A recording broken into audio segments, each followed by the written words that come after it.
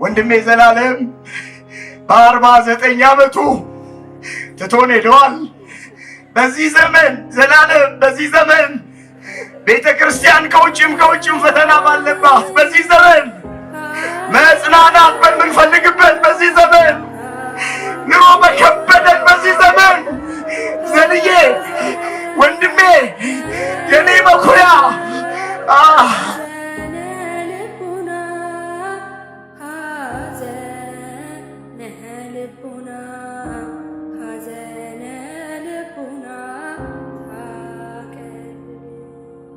ብዙ ነበረኝ ስለሱ ብዙ የምናገረው ነበረኝ ስለሱ። በራሱ ላይ ቆም ሳይታይ እኮ ፍጹም መነኩሴ ነው።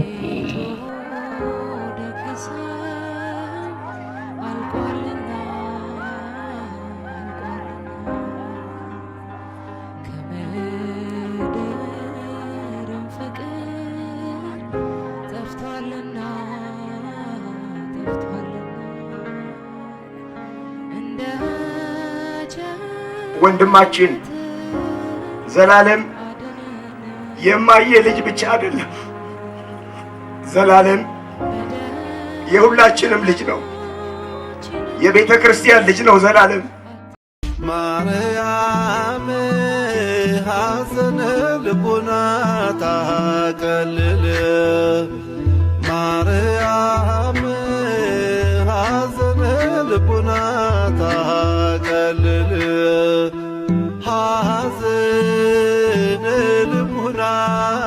ሐዘነ ልቡና ያጽናናኝ የዘላለም መንፈስ እናንተንም እንዲያጽናናችሁ ስለፈለኩ ትንሽ ቃል ለመናገር ፈልጌ ነው። ከባድ ነው በዚህ ቀን ለመናገር። እንግዲህ ዘላለም በቤታችን እንደ አባት የምናከብረው እንደ ወንድም ደግሞ የምንወደው ፈሪሃ እግዚአብሔርን እያስተማረ ኮትኩቶ ያሳደገን ትህትናን ያስተማረን ደግነትን ቅንነትን ያስተማረን ለራስ መኖር ሳይሆን ለሌላ ሰው መኖርን ያስተማረን በጣም ትሁት በጣም የተለየ ወንድማችን ዘላለም የማየ ልጅ ብቻ አይደለም። ዘላለም የሁላችንም ልጅ ነው። የቤተ ክርስቲያን ልጅ ነው ዘላለም። አዎ በዘላለም ሕይወቱ ያልተቀየረ ሰው የለም። በዘላለም በሃይማኖት የበረታ ሞልቷል። ብዙ ነገር ከዘላለም አግኝተናል። በአገር ውስጥም በአገር ውጭም ያለን ብዙዎቻችሁ እየደወላችሁ ምስክርነት ስትሰጡኝ እንደነበረ በወንድማችን በወልደ ሰማዕት ብዙ በርካታ ነገሮችን አግኝተናል።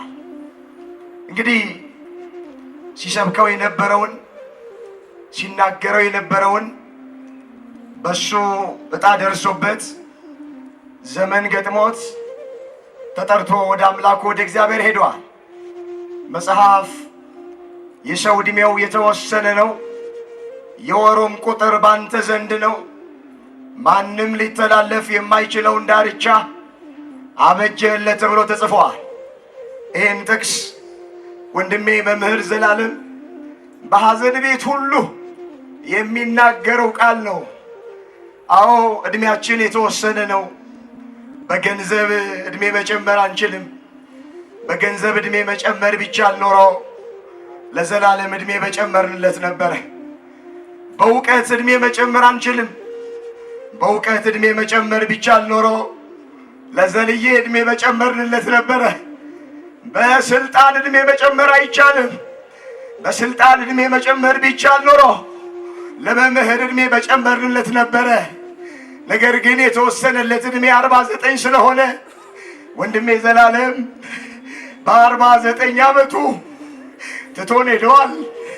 በዚህ ዘመን ዘላለም በዚህ ዘመን ቤተ ክርስቲያን ከውጭም ፈተና ባለባት በዚህ ዘመን መጽናናት በምንፈልግበት በዚህ ዘመን ኑሮ በከበደን በዚህ ዘመን ዘልዬ ወንድሜ የኔ መኩሪያ እንድታለቅሱ አይደለም ብታለቅሱም ችግር የለም።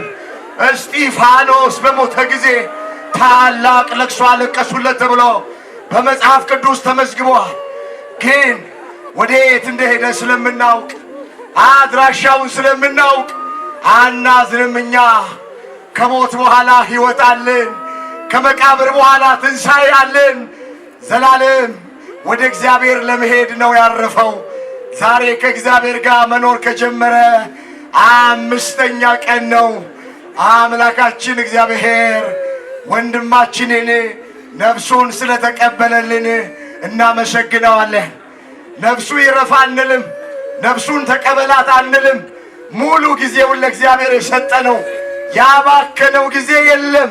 ወገኖቼ ከታሰሩት ሲጠይቅ፣ የተራቡትን ሲያጎርስ፣ የተጠሙትን ሲያጠጣ፣ የተቸገሩትን ሲረዳ ዘላለም ቤታችን ውስጥ አናገኘው። እናቴ ዘላለም ሁሌ እንደናፈቃት ነው። አታገኘውም ዘላለምን። ሁልጊዜ አገልግሎት፣ ሁልጊዜ አገልግሎት፣ ሁልጊዜ አገልግሎት ነው። እንደወጣ ቀረብን ደግሞ ውሃ ሳናጠጣው። እግዚአብሔር ይማርህ ሳልለው አጥነዋል። ለነገ ይህን ክብር ስናይ፣ ይህን ሽንት ስናይ ደስ ብሎናል። እግዚአብሔር ያክብራችሁ።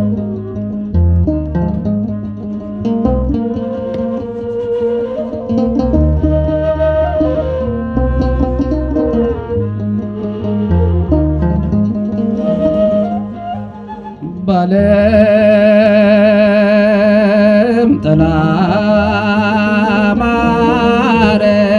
ማረፍ አይምሰል ጤና አይምሰል ጤና ዓለም ከንቱ ጥላ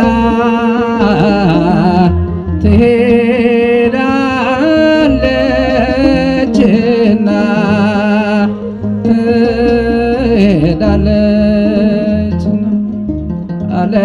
ዓለም ጥላ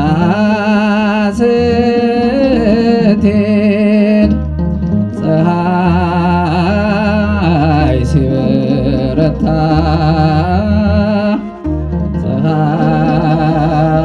ሲበረታ ወድቆ ደክሞ ቀረ የሰው ልጅ አውታታ የሰው ልጅ አውታታ። በሰላም ቀብሩ እንዲከናወን ምኞት ስላለኝ እኛ ሀዘናችን እንትተናል። በጣም ተደስተናል። እጅግ በጣም የቤተ ክርስቲያኒቱን ዓላማ ይዞ የተፈጸመ ስነ ስርዓት ቅድስት ማርያም ያቺ ደሴ ማርያም ቅድስት ማርያም ጠርታ ወስዳ ልጇን አገልጋዩን በዓለም ዙሪያ የከበረ ሽኝት እንዲደረግላት አውጃለች። ወደ ራሷ ነው የጠራችው። እዚያ በደንብ አገልግሏል። ከእንትኖች ጋራ ከነዚህ ከዘመኑ ተሟጋቾች ጋር እኔም ደርሶኛል። አብረን ተያይተናል። ትልቅ አገልግሎት የፈጸመ ወንድማችን ነው። እዚያም እመቤታችን ዋጋውን ከፍለዋለች። በስብከት ወንጌል ተቀጥሮ ያውም እሱ በደሞዝ አይቀጠርም፣ ነፃ ነው የሚያገለግለው። ደሞዝ የለውም፣ የቀን አበል አይጠይቅም፣ የሐዋርያት ኑሮ ይኖራል ብለው እኒህ አባት አቡነ ሄኖክ ትናንት ተናግረዋል። የሐዋርያት ኑሮ በገቡበት አንድ እንጀራ ጽዋ ውሃ ብቻ ነው። ያንን ኑሮ ነው የኖረው ይሄ ልጅ። አዎ በጣም ተወዳጅ። ቤተ ክርስቲያንም ደግሞ ስራዋን ሰራች፣ ዋጋውን ከፈለችው። በዚያ አሳየን እግዚአብሔር። እሱን ላገለገለ ወንድሙ ተናግረዋል ቅድም። እሱን ላገለገለ በግልጽ ዋጋውን ይከፍለዋል። እግዚአብሔር ቸር ነው፣ መሐሪ ይቅር ባይ ነው። ልጃችን አንጀቱን አስሮ ነበር ያገለገለው። በእውነት እኔ አሁን ያን በቀደም አዝኜ ነበር፣ አሁን ተደስቻለሁ። ሰውነቴ ሽሯል። ከዚህ የበለጠ ክብር የለም። ከዚህም ወዲያ ቢኖር የሚገጥመው አይታወቅም ነበር። 19 ዓመት ኖሯል። በ49 ዓመቱ ይህን የመሰለ ክብር አግኝቷል። በጣም ደስ የሚል ሽኝት ነው የተደረገለት። በሰማይም እንዲሁ መላእክት በደስታ ይቀበሉት። ልጃችን ያማረ በሰመረ ሐዋርያ ነው። እኔ አሁን ማስተማር ጊዜ ስለሌለ ነው።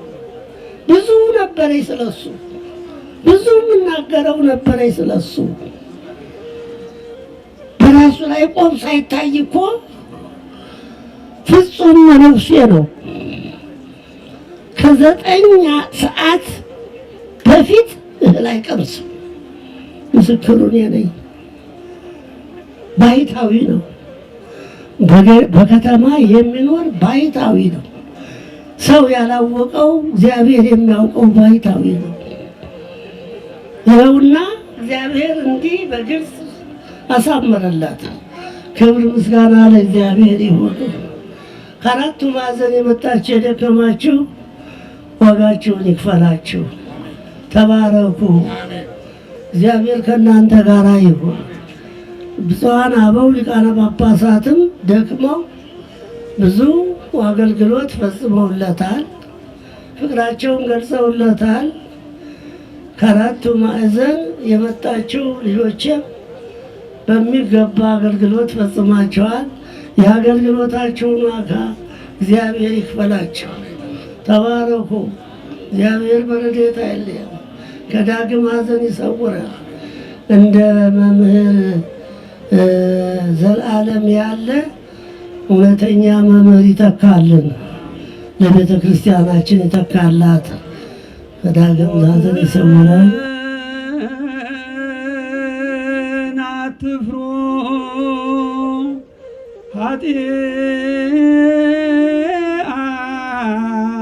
ኃጢአትን ፍሩ ሞትን አትፍሩ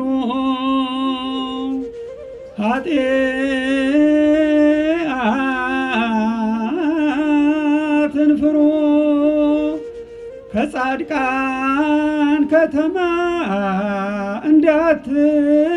እንዳትባረሩ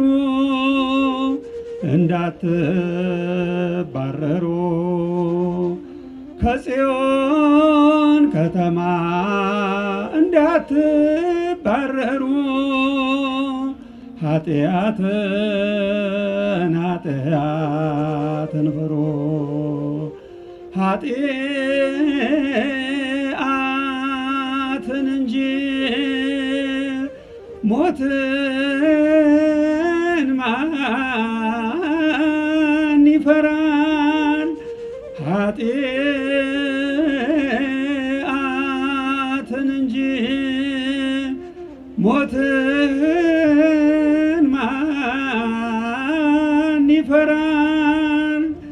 የሞትማ ስልጣን በአምላክ ሞት ተሽሯል፣ በአምላክ ሞት ተሽሯል። የሞትማ ስልጣን በአምላክ ሞት ተሽሯል፣ የሞት ስልጣን በአምላክ ሞት ተሽሯል። ወደ ሕይወት መንገድ ሁሉም ሰው ተጠርቷል። ወደ ሕይወት መንገድ ሁሉም ሰው ተጠርቷል። መጪና ቀሪውን ባለቤቱ ያውቃል። ባለቤቱ ያውቃል። መጪና ቀሪውን ባለቤቱ ያውቃል። ባለቤቱ ያውቃል። እንማር ስለ ጽድቅ እንማር